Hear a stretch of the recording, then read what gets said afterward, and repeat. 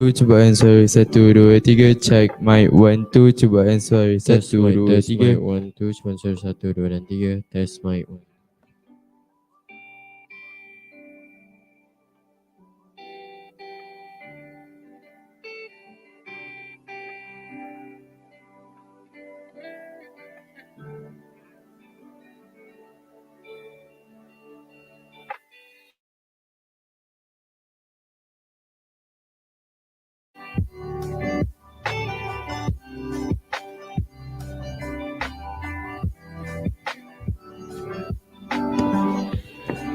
Test mic 1 2 cobaan suara 1 2 3 test mic 1 2 cobaan suara 1 2 3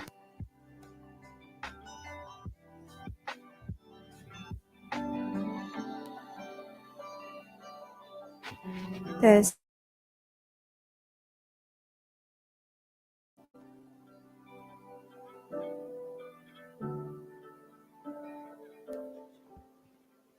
Test, test. Test mic 1 2 3. Test mic 1 2 3.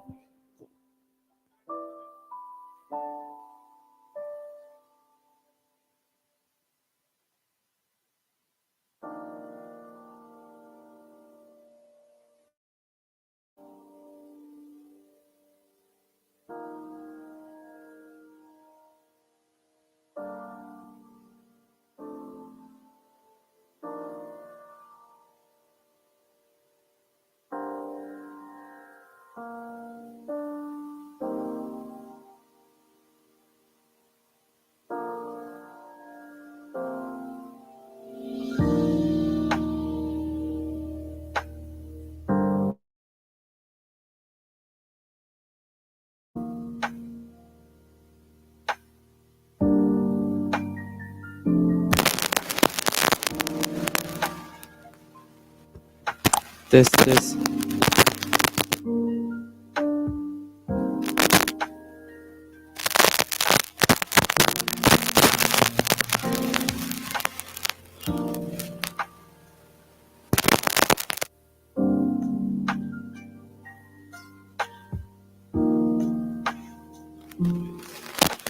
Tes mic 1 2 cubaan suara 1 2 dan 3. Tes mic 1 2 cubaan suara 1 2 dan 3.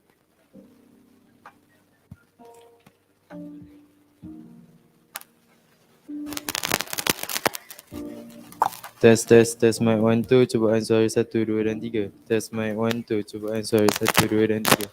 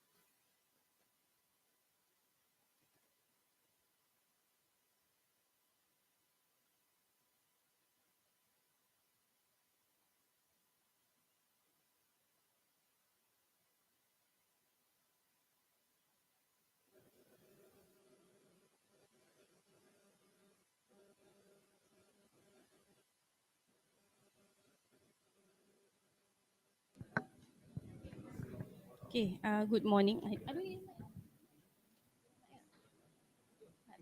Okay, good morning. I just like to tell you that so happen your external judge for this room, his tire got punctured, so he'll be slightly late today. The external judge, so you got to wait lah. So you still have time.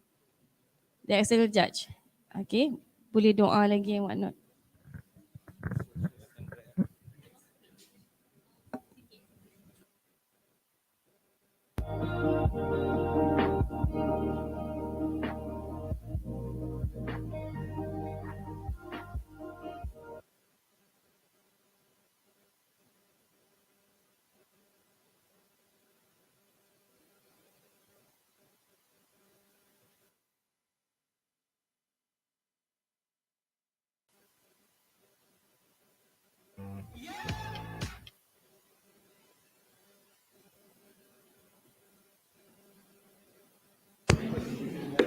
Testing, cubaan suara.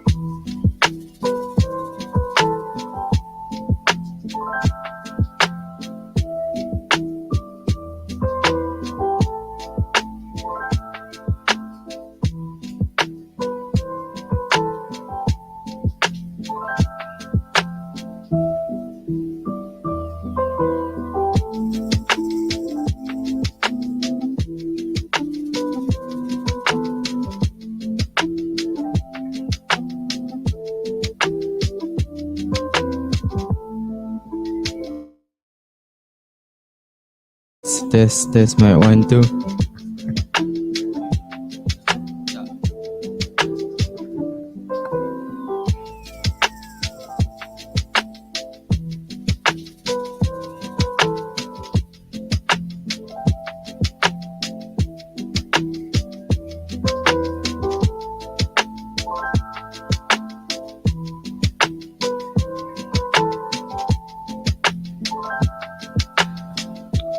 Check mic 1 2, test mic 1 2 3. Cubaan suara 1 2 3. Cubaan suara 1 2 3.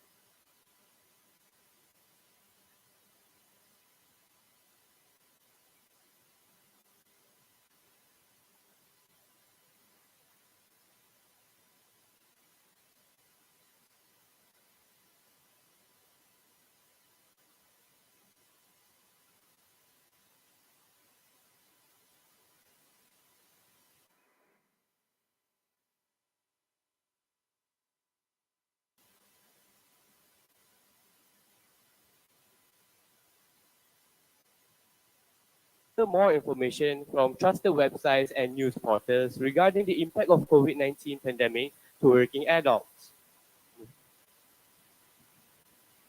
So, first of all, we need to know what is actually COVID-19. So, according to World Health Organization (WHO), coronavirus, mainly known as COVID-19, is an infectious disease caused by SARS-CoV-2 virus. So, most people that is infected by the virus will experience mild to moderate respiratory illnesses, but some people will suffer serious or maybe fatal illnesses. So, but we need to know what is actually pandemic, what actually is endemic. So a pandemic is when a disease growth is exponential, and it affects several countries, continents, and even the whole world. While pandemic is when it is consistently present but limited to a particular region. For example, Malaysia's current condition. So based on the pictures here, okay, physical distancing, wearing face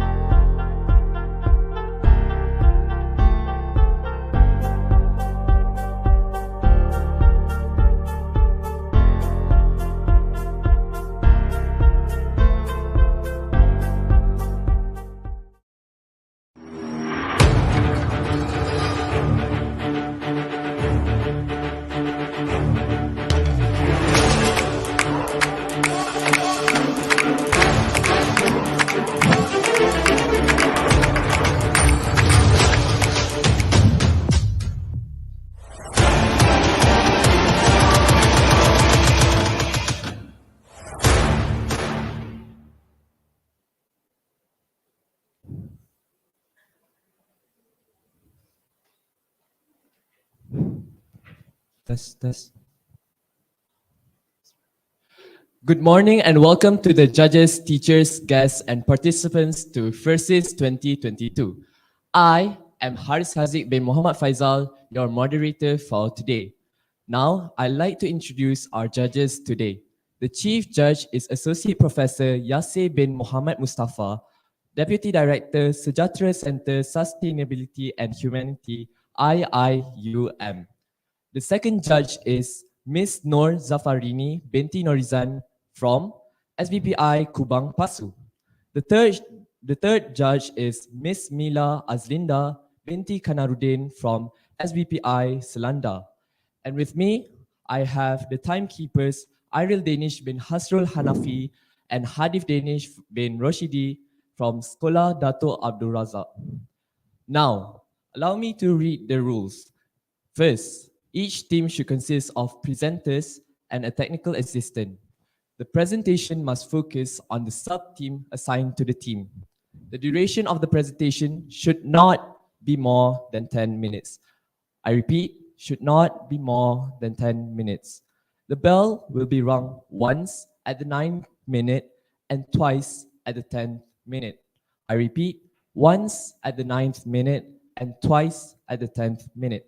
A question and answer session will be conducted after each presentation.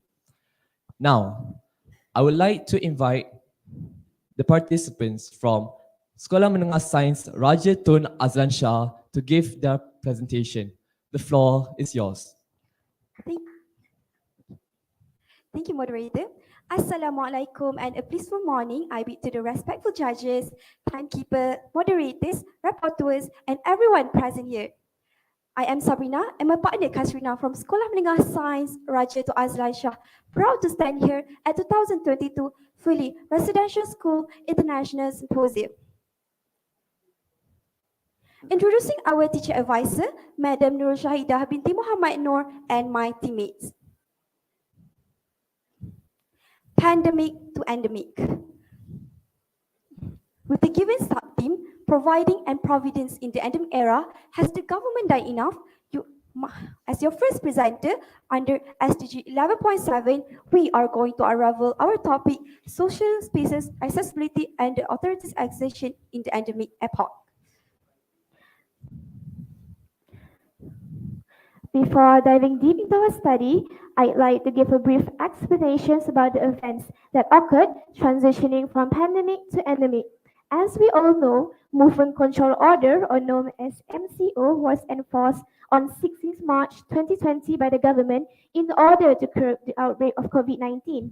Consequently, this has caused limitations in social interactions as people were prohibited to go out.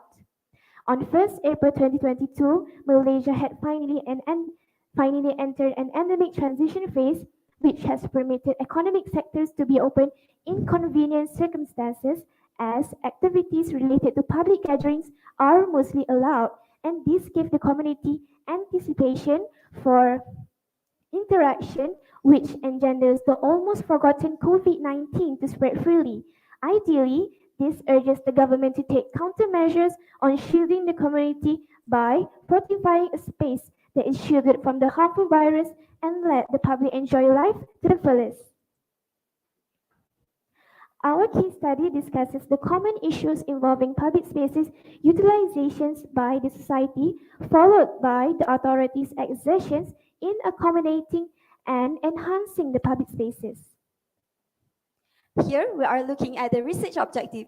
First thing first, we want to understand the types and the uses of public spaces by the committee. Second, to investigate the issues that occur on those public spaces. Third, to find out the government's superintendency.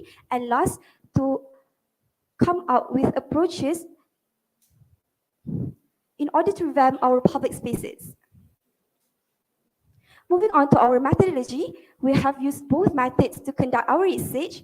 Under quantitative research, we have conducted an interview with a lecturer and had collected surveys from 500 respondents all over Perak. As for the qualitative research method, the internet provides informative websites that help us to come out a conclusion for our study. Multiple articles from Google Scholars has been used as references to reinforce the data we found through the qualitative approach and aided us in bringing a steady conclusion for our study. We come out with our first research finding and mall as the most visited place, and it is the common place for errand runs, community events, and many more reasons. It is packed especially during the weekends, and following with the park as this recreational area plays an important role in keeping the community healthy physically and mentally. And third, we have others that are vital in strengthening the health, economic, and social sectors.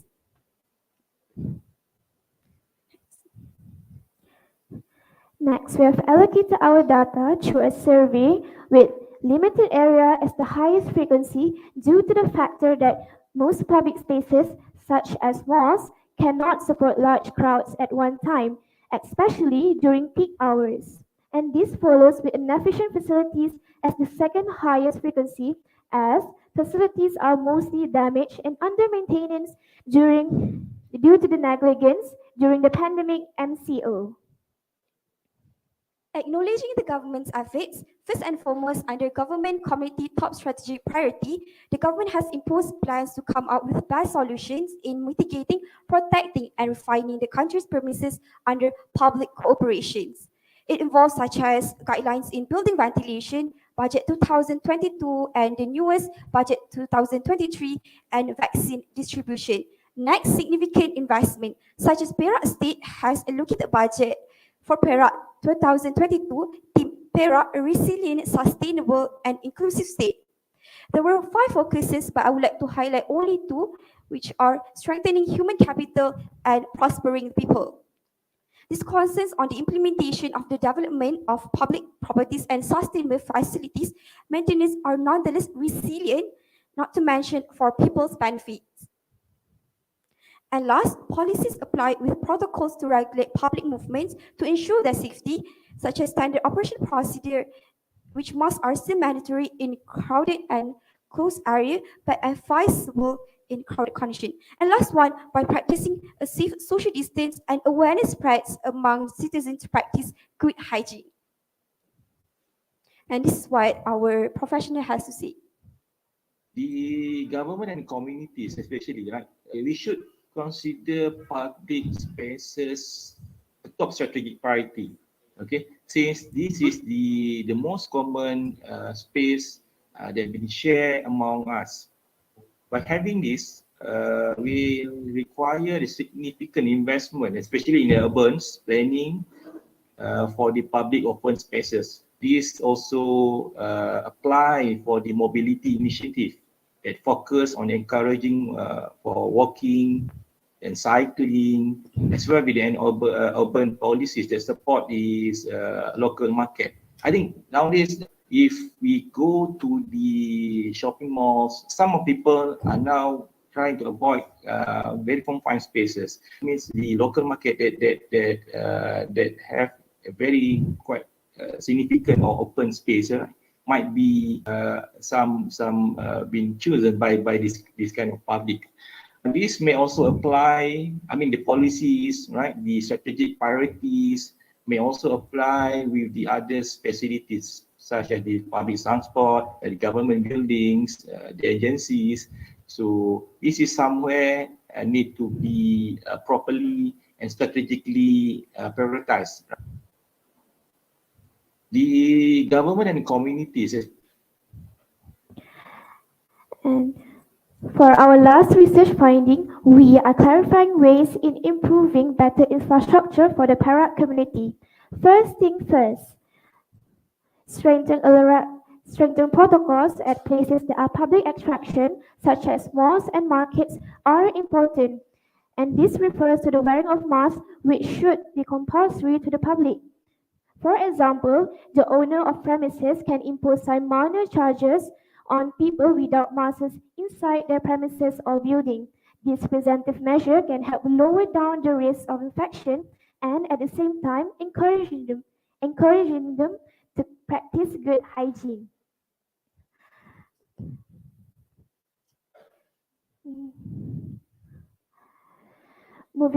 The next point we are highlighting is the opportunity innovation which is imposed on the government as well as the community to achieve sustainable development. Hybrid workspace is one of the ways that can be done by companies to ensure the workspace can be fully utilized by reducing the number of workers inside the building by allowing them to work from home. Moving on to our last suggestion is the government's technology investment in increasing the quality of facilities for public utilization which could be achieved by the collaborative effort with other countries and also hiring high-skilled employees in manufacturing sectors. I believe these proposals are vital in reconstructing the country's resilience towards future challenges. We have come to our final say. Transitioning from pandemic to endemic has surely aroused the government discernment, and for this reason, it proves their continuous efforts on equipping the foremost condition to our social spaces and to strengthen the long lost interaction of the human being at the same time toward the recovery and growth of academic sectors. Thus, the community can gain the unnerving experience of public spaces. However, improvisation and future proposition are still essentials to secure an upgraded quality space that we all can benefit from. And last but not least, we have reached our most awaited question of all. Has the government done enough? Our society has attained a reassured state in using the public spaces. And for this, I would say yes. However, there are still few migraines that can be overcome by the collective efforts of the government and the community. And this, ladies and gentlemen, concludes our presentation for today. Thank you.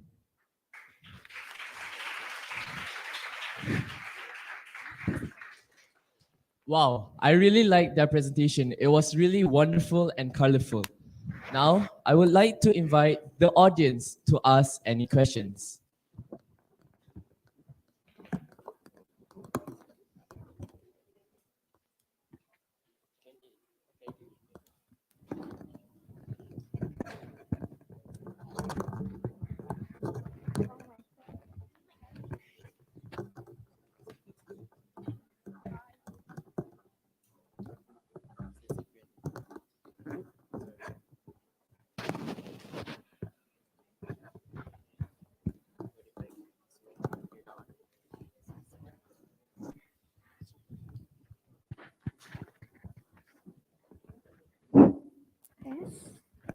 Test.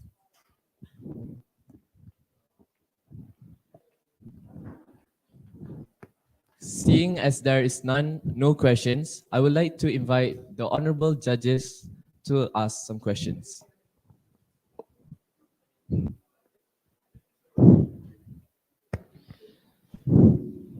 Okay, Assalamualaikum warahmatullahi wabarakatuh and a very good morning. Thank you, presenters. Okay, a very well presented session. Okay, probably one question. You mentioned that you did a survey on 500 people all around Perak. Can you explain how was it conducted? How the survey was conducted? How did you guys do the survey? The survey is conducted through Google Form, and we have distributed through our school's Telegram group, and the parents are distributed to their offices and all of that. Did you guys do analysis of who did the survey? Who conducted the survey? Who took the survey? Did you guys do the demographic of the participant of the survey? Yes, we have collected their data and analyzed them through graph, which we have included in our presentation. The first research finding. Oh, okay, a simple question. What was the age range of the respondents? We don't have an age range. Okay. We just distribute it. Okay. All right. Okay. Maybe one more question from the judges.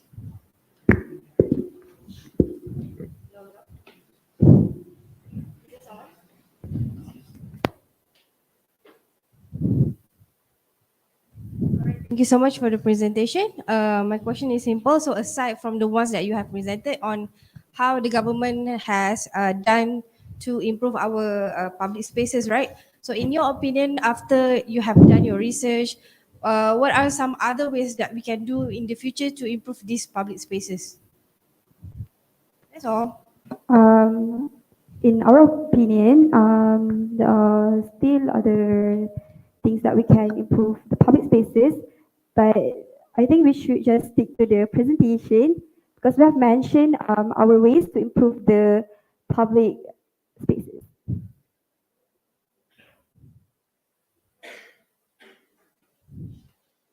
Okay, thank you. Thank you. Thank you, presentation. Okay, thank you.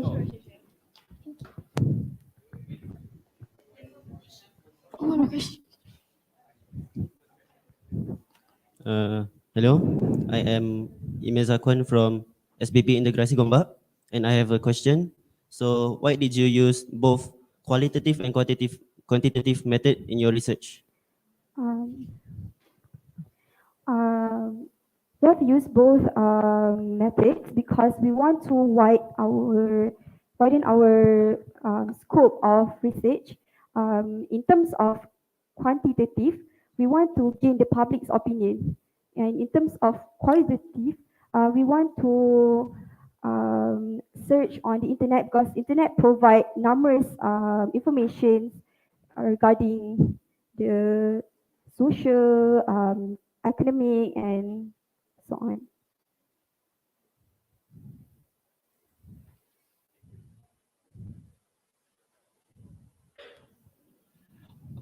And that concludes our Q&A session. Thank you.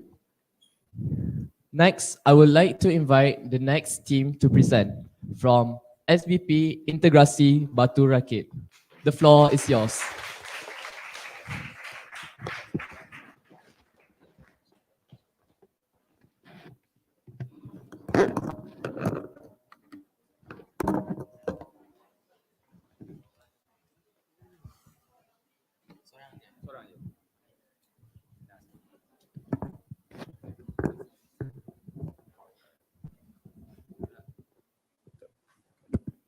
Okay. Testing 1 2 3 1 2 3. Okay. All right.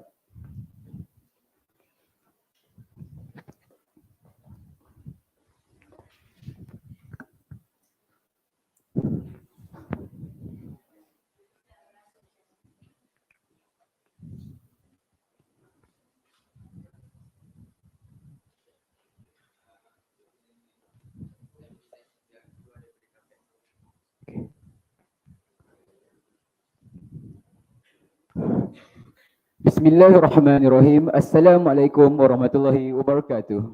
I am the representative of SBP Integrasi Batu Rakit, also known as Batu Rakit Integrated Boarding School Brains, and we were given the sub-team 2, providing and providence in the endemic era. Has the government done enough, which falls under SDG 11.7, Sustainable Cities and Communities.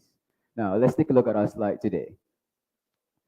Being the sole presenter, I have the pleasure of introducing my teammates. So let's take a look at the team. First, Madam Muhammadun Saadiyah binti Mazlan, the teacher advisor of our school. Then there's me, myself, Putra Wan Muhammad Alif Afiq bin Muhammad Faizal, the presenter of my school. Next, Zulaika Hanani binti Muhammad Sharif, the moderator for our school. Siti Safia Rushdina binti Anwar, the reporter. And let's not forget my handsome friend, Ahmad Zarifa Asfa bin Mazuki, the technical assistant. Now, ladies and gentlemen, let's move on to the big question, the main thing that everyone wants to know today. Let me explain to you briefly about our topic today. Number one, what is providing and providence? Providing and providence could be defined as an act of giving out essential needs, financial aid, healthcare, public services, and even opportunities. Now, what is the endemic era? The endemic era is the era that we are currently living in right now. It is an era that comes after the pandemic, which is in the context of today, is the COVID-19 pandemic. As we transition from pandemic status to endemic status, it is, and as sectors are opening, the endemic era is crucial. One of the most crucial things that we need to be aware of so that the future could be better. Now, sustainable cities and communities. What is that? Let's take a look. Sustainable cities and communities is a phrase, a goal that we are trying to achieve every single day for the betterment, for the sake of our current generation and our future generation as well. What is the meaning of sustainable cities and communities, and what are we actually trying to sustain? First, sustainable communities are environmentally sustainable in terms of cleanliness and efficiency. Second, sustainable communities are resilient to social, economic, and natural shocks, and they are well prepared for the natural disasters which are increasing in intensity and frequency due to climate change and other factors as well today. Now, what is the main objective of our research today? The main objective of our research is to prove that the government has done enough to create sustainable cities and communities. With all the things that the government has done, it is evident that the government has done enough to ensure the well-being of the current and future generation as well. Now, let's take a look at the main question, the big question that we are trying to answer. What has the government actually done enough? It is evident that most countries during the pandemic era has had a rough period of time trying to stabilize their economy, trying to get out of the pandemic, and trying to make the country better. But our government has managed to support the country by giving out essential needs, like I've said, and making smart decisions after the pandemic era, such as free vaccinations until today, the swift reopening of economical sectors, and safety measures, or more known as standard operating procedures at every public premise. This has contributed to the overall growth of our country during the endemic era, and we are moving at a very good rate to a better and getting back to that normal that we used to have. All right, now let's take a look at the contributions by the government. Note that we have separated this into two categories. First, contributions economically, and second, contributions that have something to do with welfare, the well-being of the people.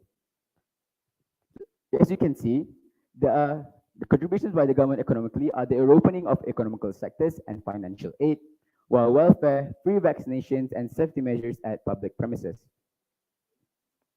Now, economically, let's take a deeper look at contributions economically by the government. Financial aid. Why is it so important that the government has given financial aid, and how does it, by giving financial aid, it is able to sustain and stabilize the country again? Well, as we all are aware, during the pandemic era, most people lost their jobs. People who work for big companies got sacked. People who have businesses ran out of businesses, need to close down their businesses. Why? Because customers couldn't come. There couldn't be any business going on.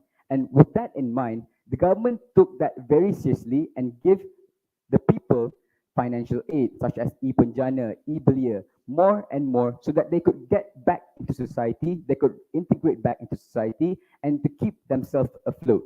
People lost their source, and the government is giving financial aid as a head start, a jump, so that they could get back into society as usual. Now, reopening of economical sectors. Why is it so important that the government reopen economical sectors during the pandemic era and even now in the endemic era? Well, with the reopening of economical sectors, business could run as usual. That means two things. First, people can find jobs again. Second, the economy of the country will get better. And even though business could run as usual, the government doesn't take this lightly. They are aware of the risks, and they put safety measures in place so that the people, the consumers, the customers, the employees, the employers, every party involved in any transaction is safe during these business times. Now, the biggest point of reopening of economical sectors is a steady decrease of unemployment rate. Let's take a look at the next slide, please. This is the data that we found with our qualitative research done by scouring the internet and finding sources that are already there. This is the data of the unemployment rate in Malaysia. As you can see, during the peak of the pandemic, the unemployment rate is 5.3%, very high, compared to right now, 3.9%, which I believe is a major successful change that the government has done due to the reopening of economical sectors. And this means that our country is getting better, our economy is getting better, and our country is beginning to feel more like what it's used to be. Next slide, please. This is the standard operating procedures and infographic made by the government to ensure that business stays safe. This is the type of things that the government are doing to ensure that even though business could run as usual, we would still be safe and cases would still not go on a spike, even though business, like I've said, is running as usual. Now, let's take a look at the contributions done by the government that has to do with welfare. Number one, the most important one is free vaccinations to everyone in this country. Now, Malaysian citizens receive first and second dose of vaccine for free.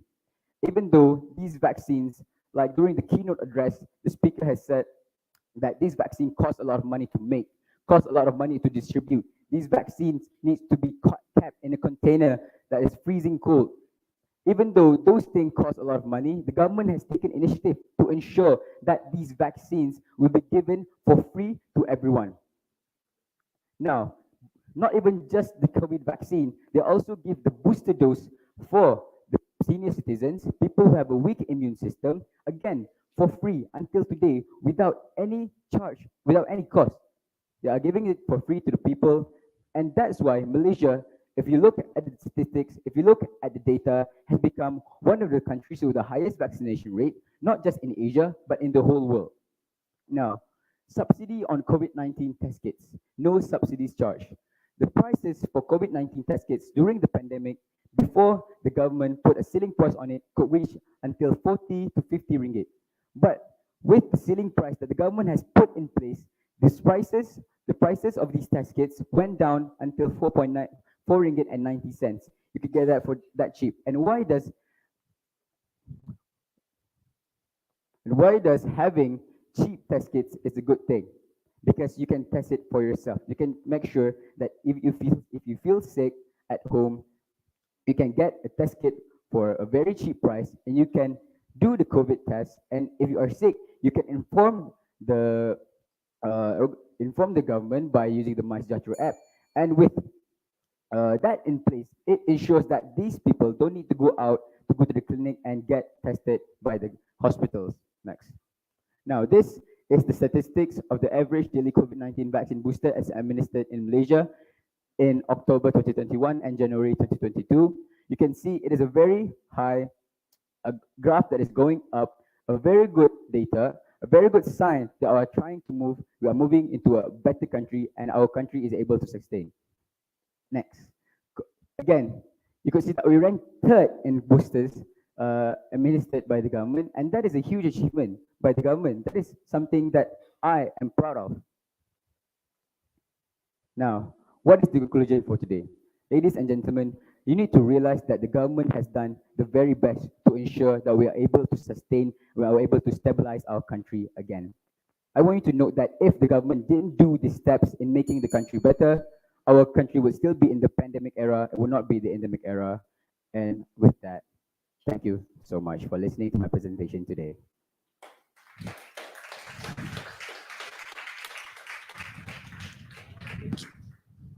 Thank you, Mr. Presenter, for the interesting and well-elaborated presentation. Now for the Q&A session. I would like to invite the audience once again to ask some questions, please. The floor is yours.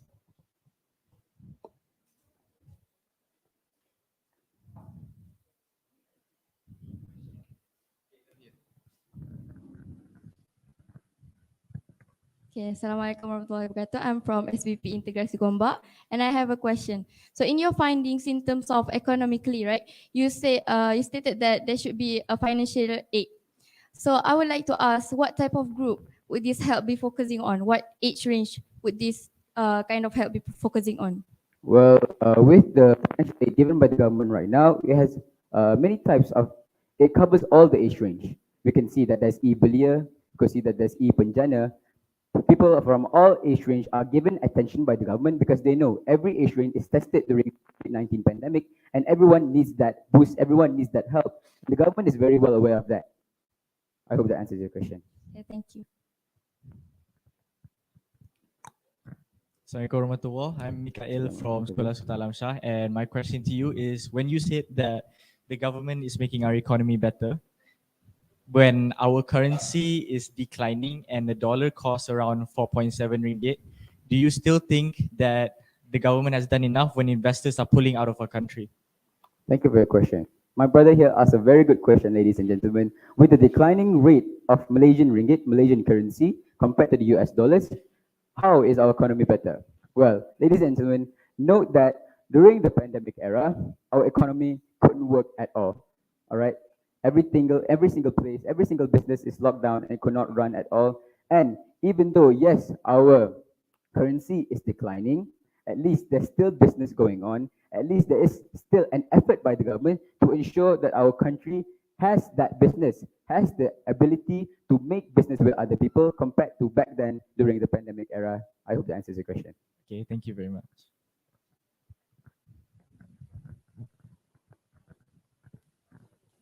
Thank you, Mr. Presenter. So now we'll take a small break because the crew has to set up some things. Thank you.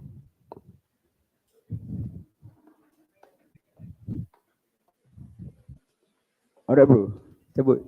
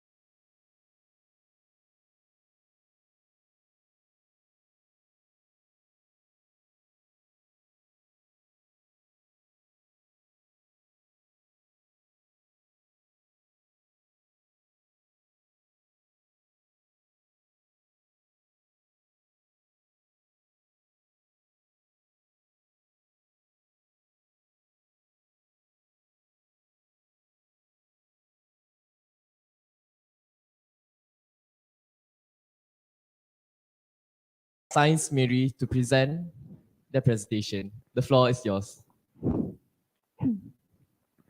A very good morning and greetings I bid to the respectable judges, the timekeepers, and the members of the floor. We are from Sekolah Menengah Sains Miri. We'll be presenting our research about providing and providence in the endemic era. Has the government done enough? Allow me to start the presentation by introducing our team members. I am Liana Ramun binti Ramli. And I am Muhammad Izzat Khairuddin bin Samsuddin, both as the presenter. Gabriel Jo Anak Gumbu as our technical assistant. Western Ira Anak Nyaba as our reporter. And our advisor, Miss Farahana Rahman. Our sub-team falls under the Sustainable Development Goal 11, which is Sustainable Cities and Communities. In conjunction with SDG 11, in which it supports positive economic, social, and environmental links between urban, suburban, and rural areas by strengthening national and regional development planning, the Malaysian government has provided multiple contributions to the citizens of Malaysia. Next slide, please.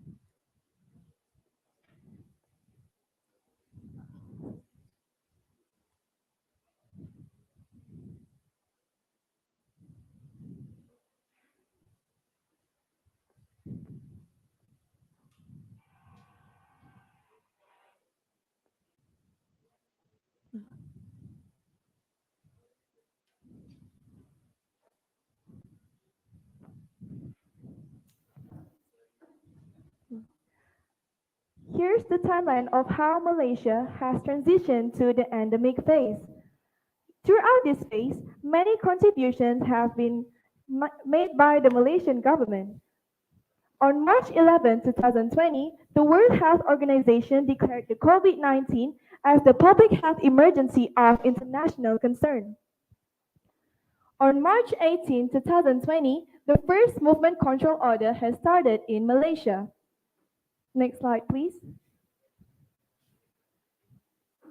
After 2 years, which is in the 1st of April 2022, Malaysia finally ready to reopen its international border as it has started moving to its endemic phase. This is a quantitative study as the study was conducted using online surveys in which we have set of questionnaires on Google Form. The 160 respondents involved were students aged 12 to 17, government and private sector employees, and also the unemployed who are living in Malaysia. As what you can see from the slide shown right now are the details related to our respondents. A research is not really a research without studying the materials. Before we start collecting the data, we first started our study by reading some related articles regarding the topic.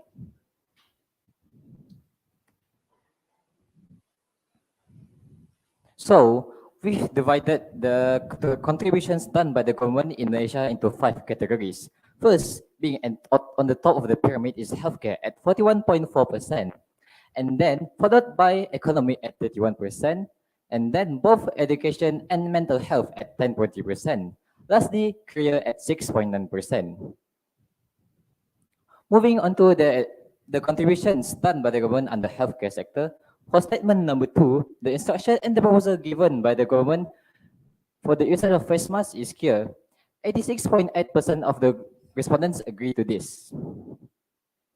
And then, for statement number 7, you have received the free booster shot of COVID-19 vaccine, such as Pfizer, AstraZeneca, and Sinovac from the government. 82.5% of the respondents agree to this. 76.8% of our respondents also agreed that the government has set the maximum ceiling prices for COVID-19 test kit to be affordable for businesses as well as the public. This might be overlooked by some citizens, but it is actually important for the low-income families. And then 73.1% of the respondents agree that the isolation period for close contact cases will range from 0 to 7 days, depending on the individual's vaccination status, is a good plan for the safety of Malaysian citizens. Moving on to the contributions by the government under education. For statement number 10,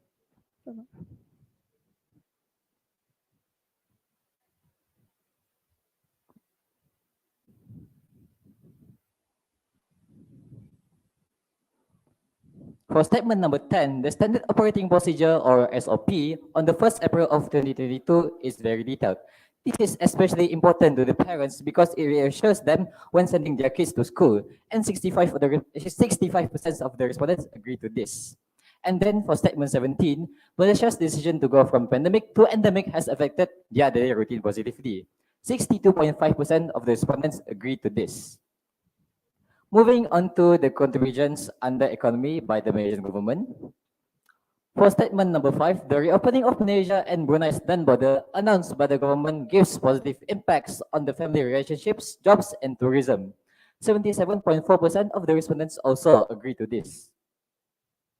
Not only that, the traveler's protocol for non-citizens has been set clearly by the government to ease the tourists while simultaneously to boost the Malaysia economy sector, and this has been agreed by 65.6% of our respondents.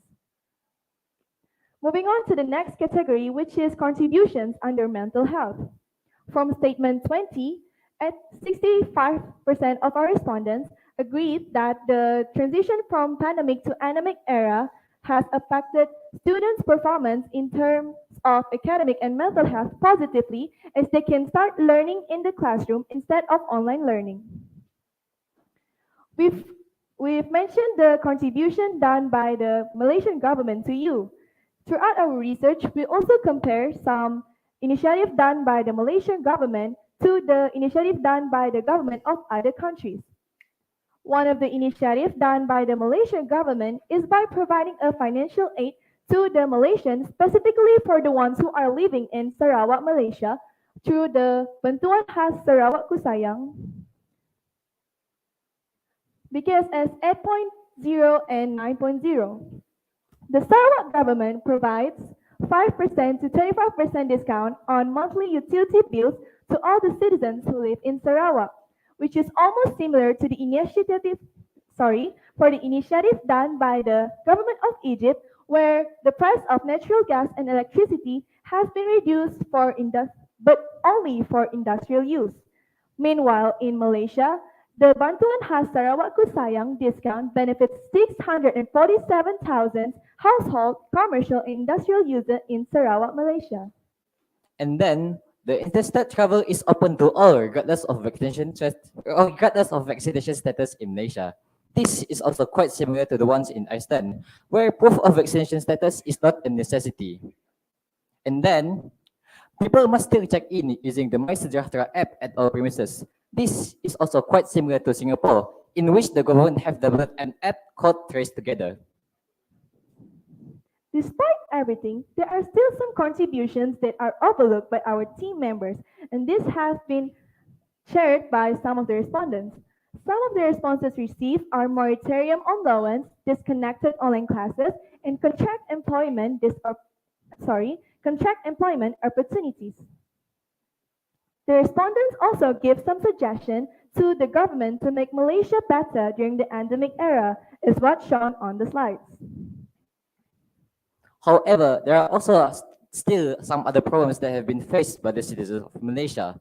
For example, in education terms, by most students, where they are struggling to catch up on their syllabus in their school.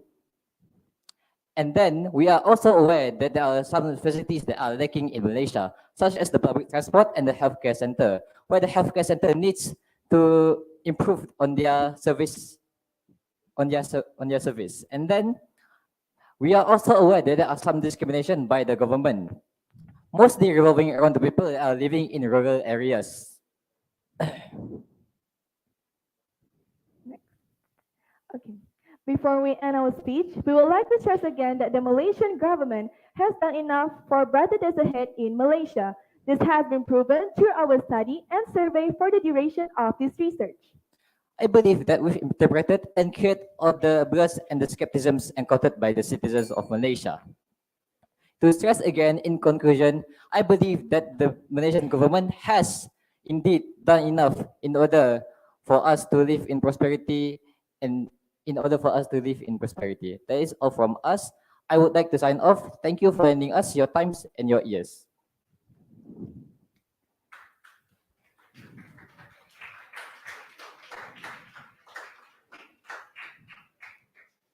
There was a very informative presentation from Sekolah Menengah Sains Miri. Now we shall start the Q&A session. Fellow audience, if you have any question, now is the time. You may ask now.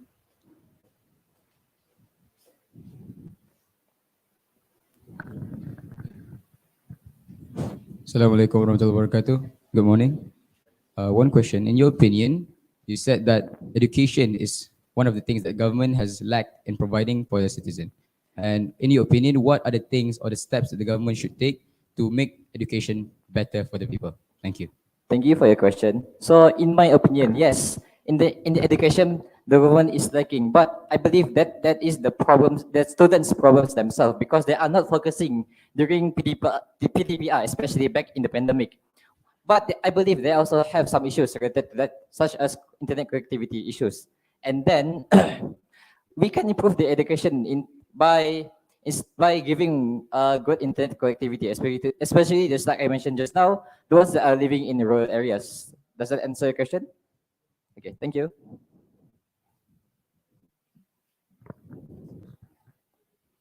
Very good morning. I'm Leo from Sekolah Menengah Sains Banting. So can you please justify the initiatives done by the government to curb the mental health issues that occurred during the pandemic and endemic era? Okay, so I believe that the transition itself, this transition from pandemic to endemic is already one of the initiatives, because back then in pandemic, people are still struggling, where they have high employment rates and they are lacking, where they have when they are unemployed, they have no food, they have no money. So how are they supposed to survive without money? Because right now in this world, I believe that money is everything. Because without money, we cannot buy food, we cannot buy our necessities and their stuff. So the transition from pandemic to endemic itself already has given the everyone in Malaysia. That is one of the initiatives that is to improve their mental health. Thank you. Thank you to the presenter for the answer. Now let's take a little break. Now I would like to allow the judges to give their question. Okay, good presentation. My question is just a simple one. Looking at your slides just now, you talk about the percentage or the contribution made by the government. Could you please Yep. can we have a look at the slide one more time? Could you please share the source for these figures? I think it's very interesting, but I just would like to know the source. Where do you get the numbers from? Yeah, that's all. Okay.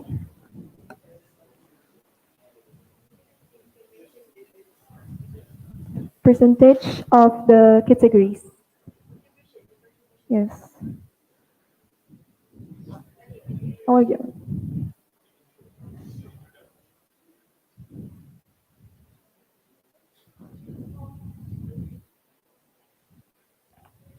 Okay, so as we stated in our presentation just now, we have a set of questionnaires on Google Form. So the statements based on in the questionnaires are based on these 5 main categories. So we get this percentage from our questionnaires in the Google Form.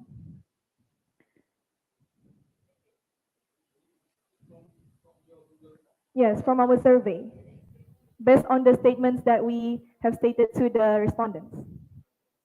The statements are divided into categories, and this is what we meant by the categories they are divided into. Yes. Sorry for that. Yes. Yes. The categories of the statements. Yes. Okay. Okay. Okay. Thank you so much. Thank you to the judges for the question, and thank you to the presenter. Now let's take a little break for our technical team to prepare the best for us.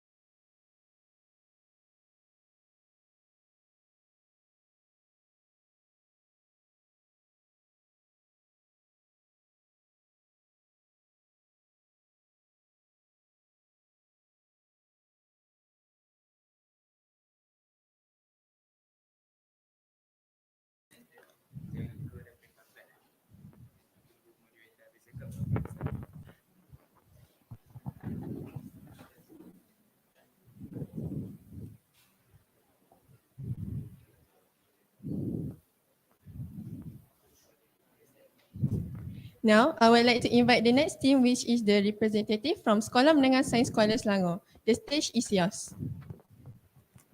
The COVID-19 pandemic is leading to significant changes in terms of people economic behavior, which will inevitably impact the exponential increase of unemployment in Malaysia. Many workers and businesses have been impacted by the business closures, mobile restrictions, and virus infections, having their working hours reduced or having been put on leave with no or partial payment. Therefore, our research was done to fully understand how the COVID-19 pandemic affects, intersects, and extends beyond unemployment itself. Assalamualaikum and very good morning, our student judges, moderator, rapporteurs, timekeepers, and fellow audience. I am Fazila, and this is my fellow presenter. Hi, I'm Ezran. We, the representatives from Kuala Selangor Science Secondary School, Are going to represent our research study on the topic, the rise of unemployment rate during the pandemic. one of the key highlights of our presentation is the impact that the job loss issue during the pandemic has brought on to the community. Without further ado, let me explain briefly to you guys what is meant by job loss.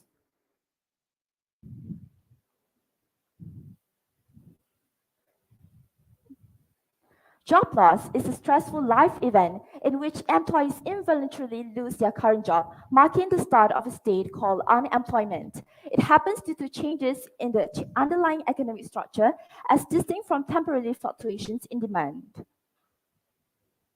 So, in order to perceive more about the job loss issue during the pandemic, we have gathered a sum of 147 students and 50 teachers from our school to do a job loss survey to gain more perspective for our research.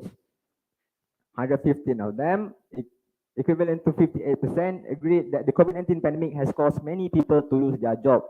We have also discovered that many people have started small business such as selling goods and foods online in order to rehabilitate their economy.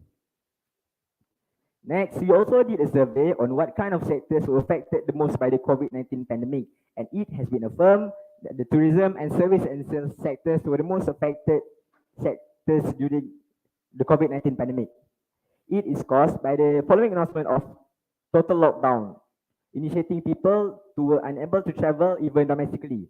Small and private businesses were also closed due to the same reason.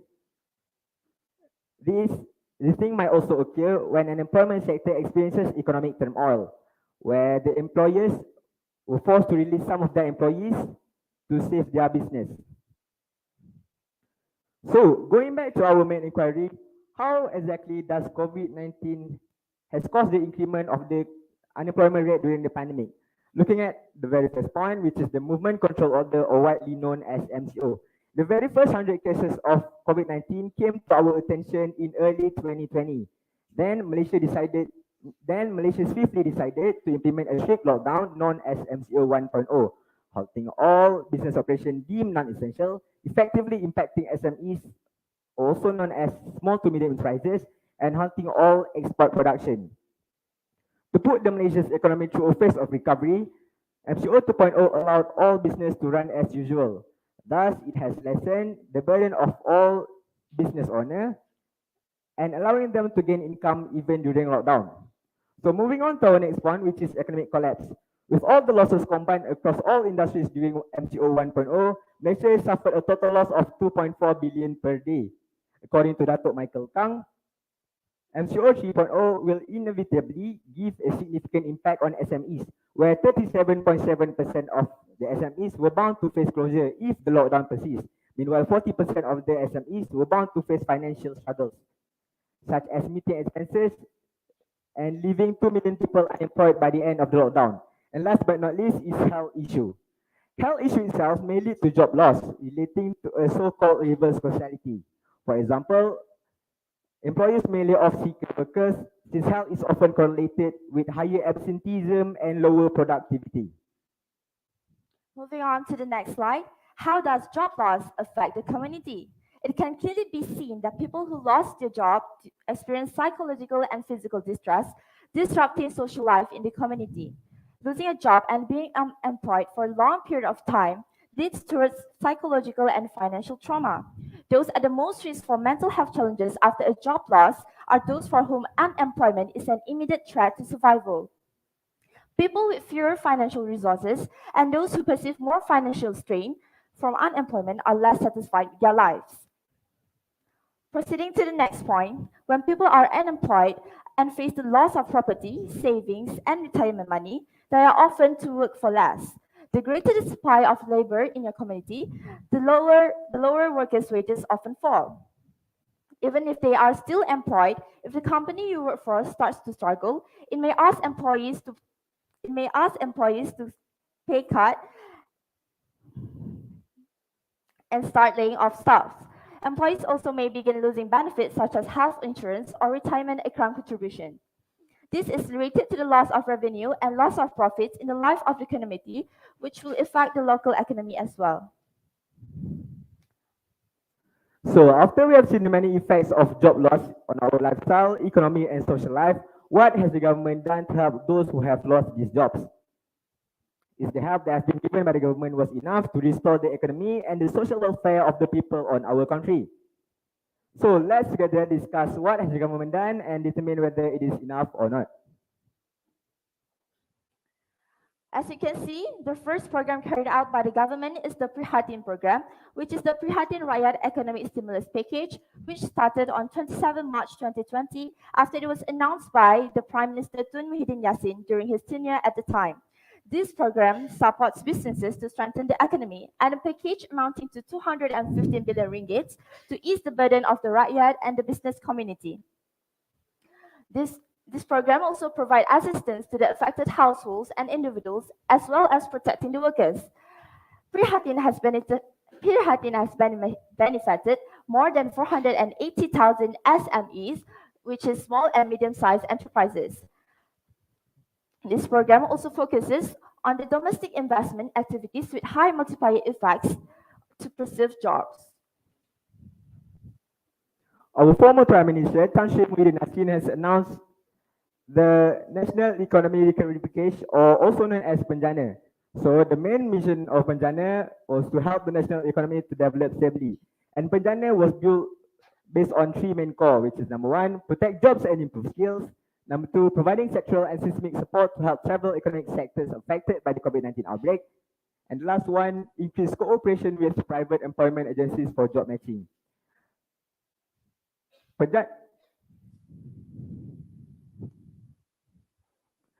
Penjana also really increased the productivity of the business industry and workers who are able to redevelop the national economy. Realizing that many were facing financial problems during the pandemic, the Prime Minister announced a program known as Pemulih, aka People's Wellbeing and National Economic Recovery Package, on June 28, 2021. A total of 318 billion ringgit has been implemented by the Perikatan National Government. Pemulih has three main focuses, which is continuing the Prihatin Rakyat agenda, supporting the businesses, and improving vaccination rates. EPF, also known as Employees Provident Fund, is one of the initiatives under Pemulih. EPF provides assistance to who have lost their jobs in 2021. For SOCSO contributor, 500 ringgit will be given per month, and these initiatives have benefited over 1 million individuals. For non-SOCSO contributors, such as fresh graduates, school leavers, and informal sector workers, they must register to My Future Jobs platform to receive an allowance of 300 ringgit per month. Moving forward, the government has announced the Kerja Gig program was managed by the Social Security Organization, also known as SOCSO. So according to our former Prime Minister, Tan Sri Muhyiddin Yassin has stated that the implementation of Kerja Gig program have involved around 300 million ringgit and benefited around 60,000 employees. So there are three main purposes of Kerja Gig program, which is number one, expanded to cover temporary jobs and gig jobs for the unemployed, repurposing an unutilized workforce currently receiving unpaid leave for gig work, and last one, encourage individuals to take up employment opportunities across informal employment. So this marks the end of our presentation for today. Forgive us for all of our mistakes and all of our wrongdoings. So once again, I'm Ezran. And I am Fazila, wishing you a very good day ahead. Kusas signing Signing off. off. Thank you.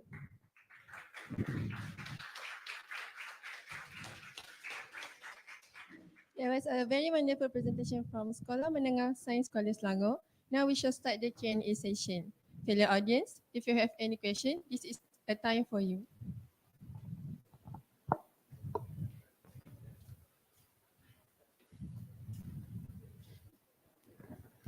Testing. All right. Assalamualaikum. Good day. My name is Marisa. I'm from Sains Kuching Utara, Sarawak. I think that that's a very good presentation coming from both of you. So in your slide, you mentioned that people have lost their job during the MCO. But in the status quo right now, MCO also have given more job opportunity to people out there, especially in the healthcare system. So my question is that, according to your own personal opinion, to put it on a scale of weight, so does MCO give us more job loss or more job gain? That's it. Thank you.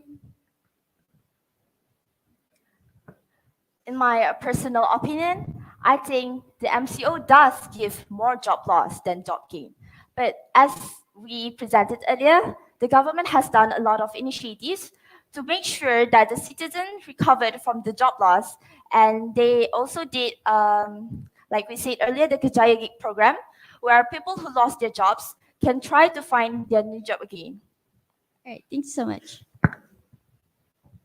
Thank you for the question. Now let me invite the judges to ask some questions. Okay, Assalamualaikum warahmatullahi wabarakatuh. Alright, I just have one question. Okay, since your topic is regarding the unemployment, alright, so I would like to know why would you choose students as your respondents? Thank you.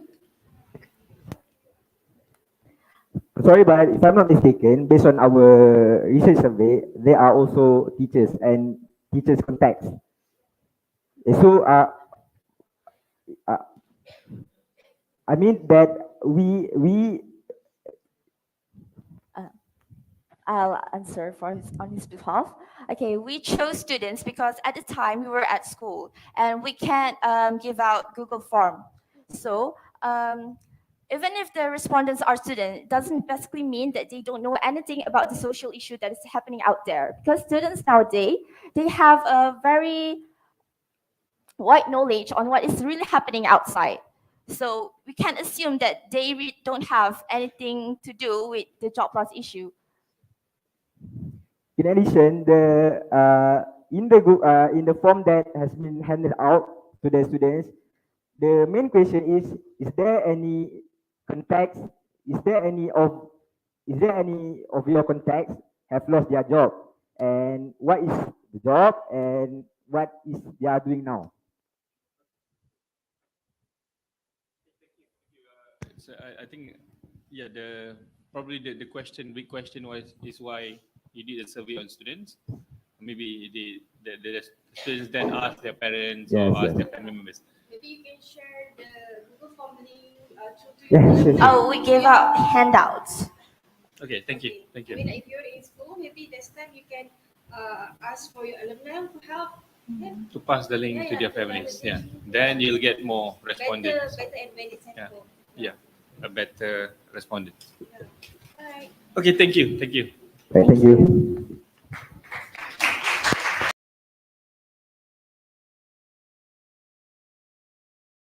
To our presenter for the answer. Now let's take a 5-minute break for our team to do their work.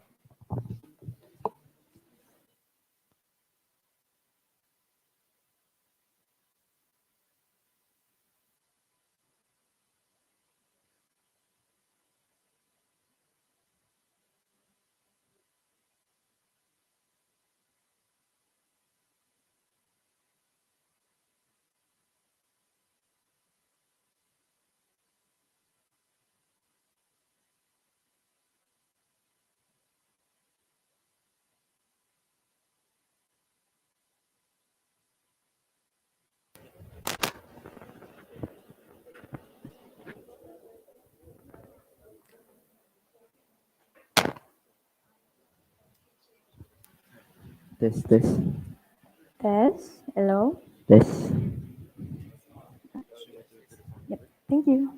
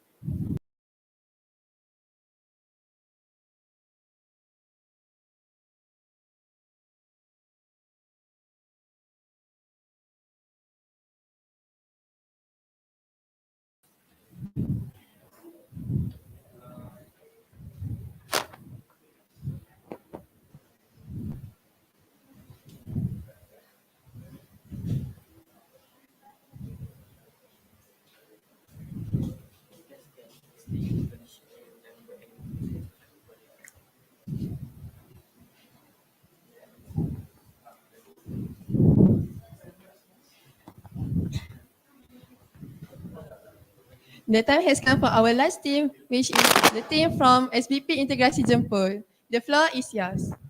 Thank you very much, moderator. All right.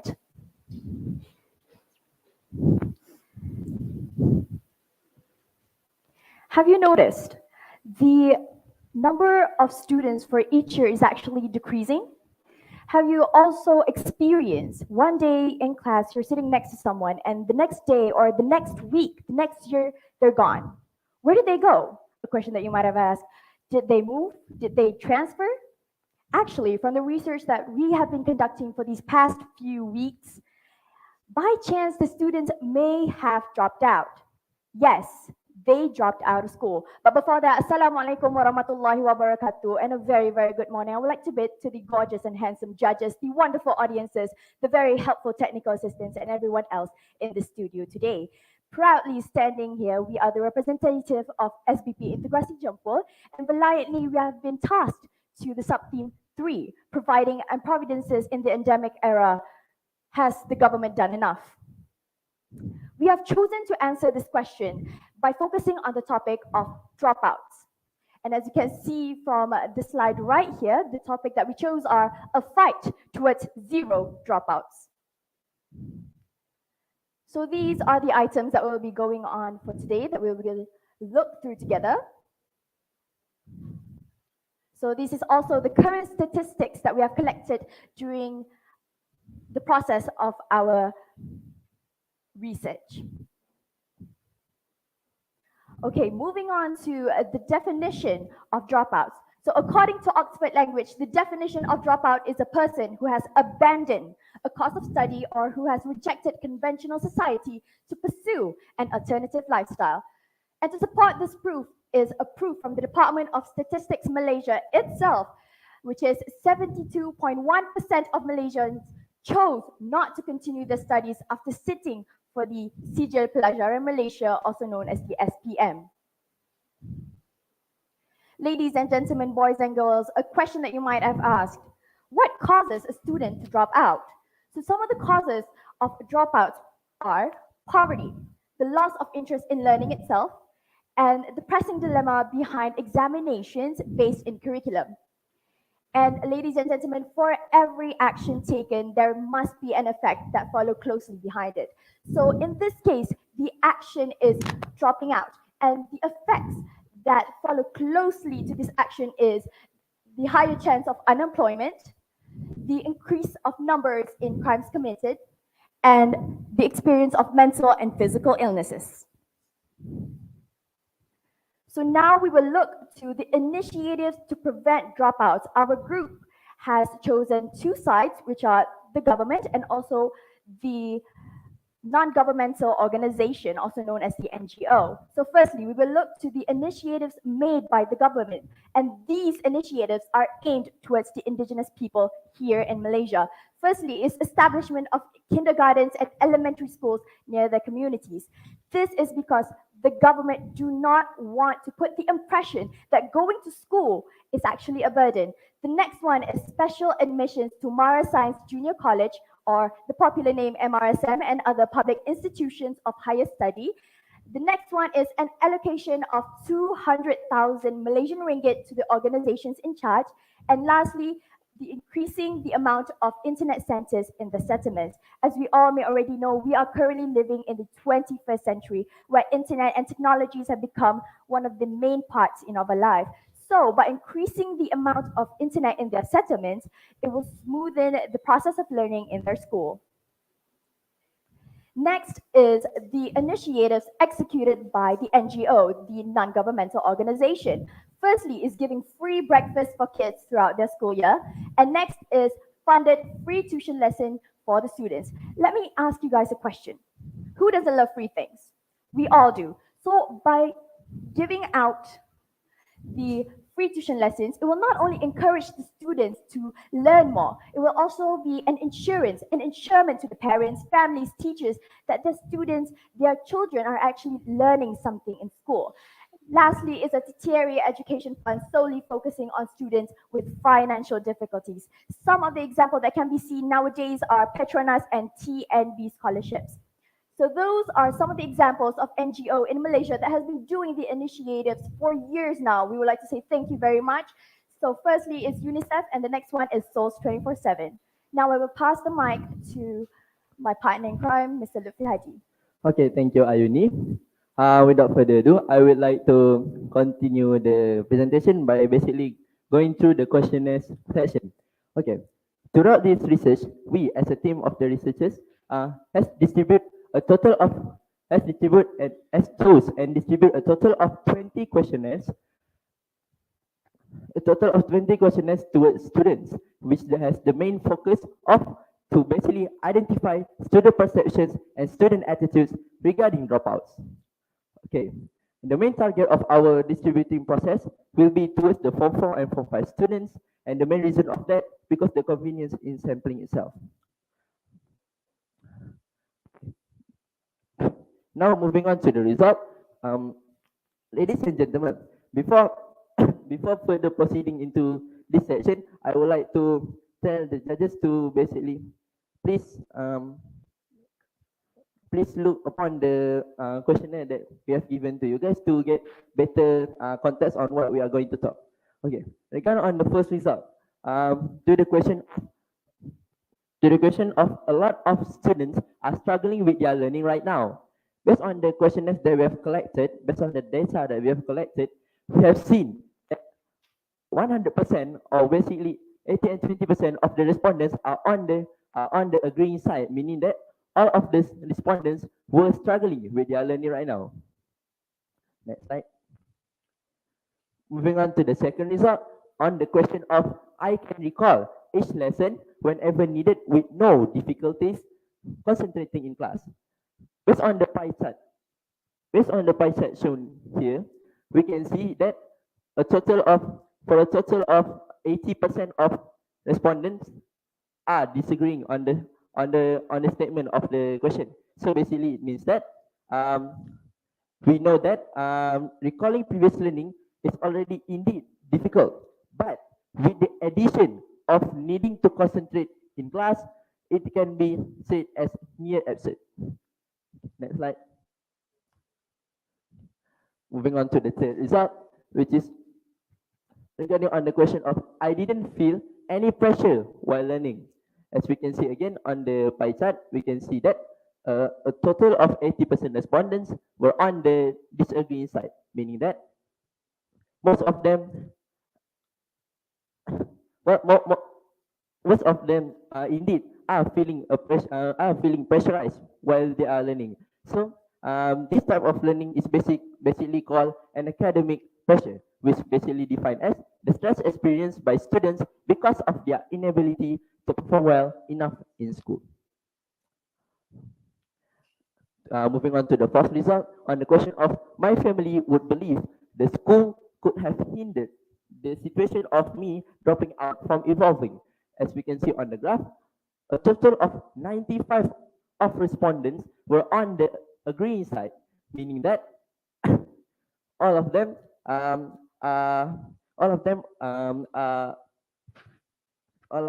concerned that their family can put blame on the school based on how the school failed to hinder the student from dropping out. Next slide.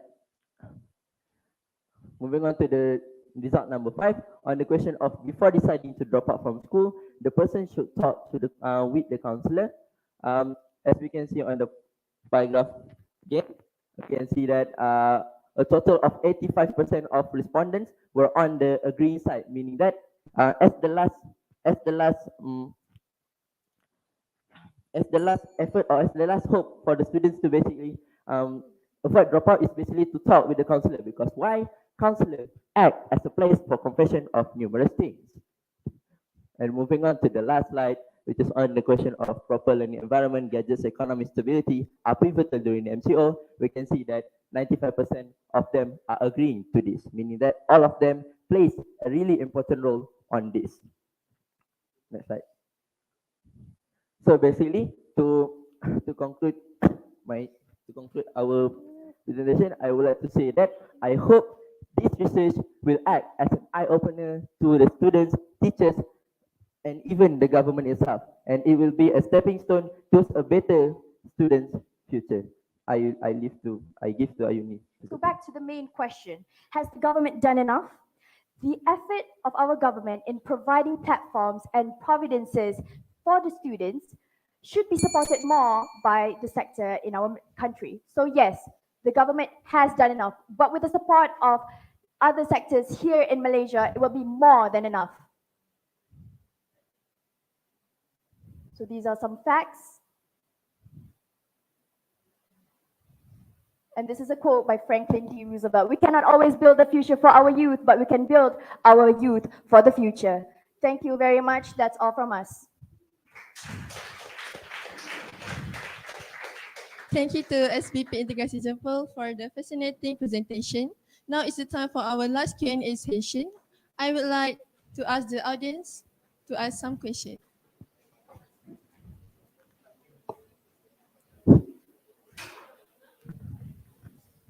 Yes. Assalamualaikum, I greet to all of you. So I'm the representative from SM Science Miri. On one of your slides just now, the initiatives to prevent dropouts, and one of them is allocation of 200,000 ringgit. And how does that prevent dropouts? Okay, thank you for the question. So basically, the amount of according to the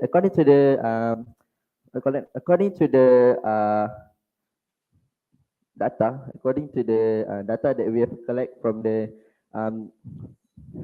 I'm sorry. So basically, the data that we have collected regarding on the indigenous people is from the newspapers, Star newspaper, and basically it says that the money they use is basically for the infrastructure that has been said in the first point. Is that answer your question? Yes, thank you. Assalamualaikum warahmatullahi wabarakatuh. I'm again the representative from SPP Integrasi Batu Rakit. Great presentation. One question. Like you said, when people drop out, there are risks of them committing crimes. There are risks of them being unemployed. But I haven't seen the source or any statistics of that. And I believe that not all people who are dropouts would result in a life of crime or would result as being one of the burden to the family. And I think that it is merely a stereotype or assumption made by your side. I hope you can give me some sources for that. Thank you. Can you simplify the question more? Okay. Based on your slides, you stated that dropouts would result in a life of crime or a life of being unemployed, being a burden to society itself.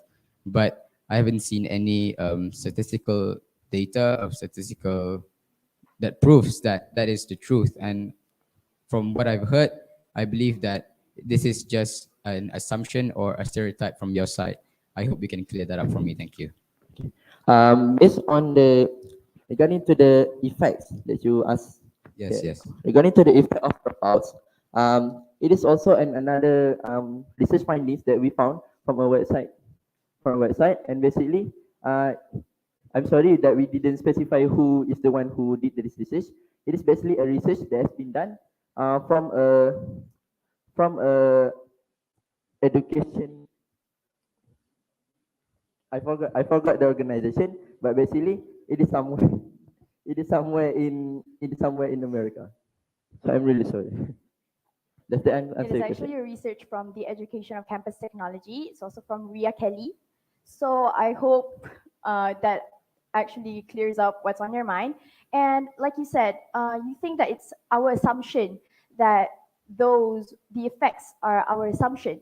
But you also said that, what was your question? It was your question, not everyone who dropped out will commit crimes and be unemployed. But yes, that's true. Not everyone who drop out will be unemployed and commit crimes in almost every way possible. But it doesn't say in our slide that the effects of all the dropouts everyone who dropped out will be affected like that. Someone else will be affected like unemployed or get physical or mental illnesses. So I hope that really answers your question. All right. Thank you so much. Thank you for the question. I would like to invite the judges to ask some questions. Sorry, guys. How do you guys relate your topic to SDG, to the SDG? SDG 11, communities and social issues. Can you repeat the question? Yeah, because the project that you conducted is related to SDG, right? Yeah, how do you relate your project to SDG?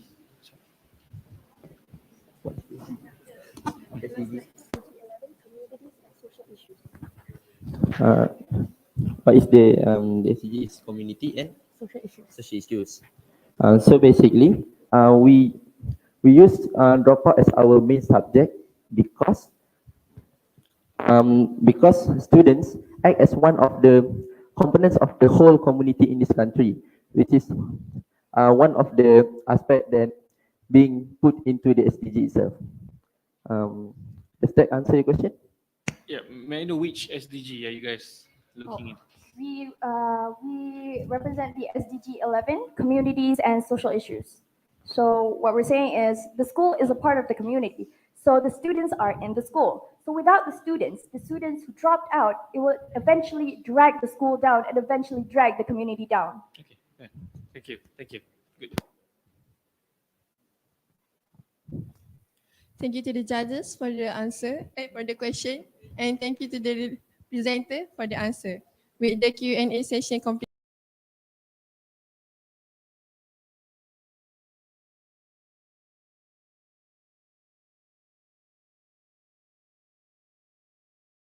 be more upcoming and possibly more informative session. I would like to remind the timekeepers to collect the evaluation file from the educators.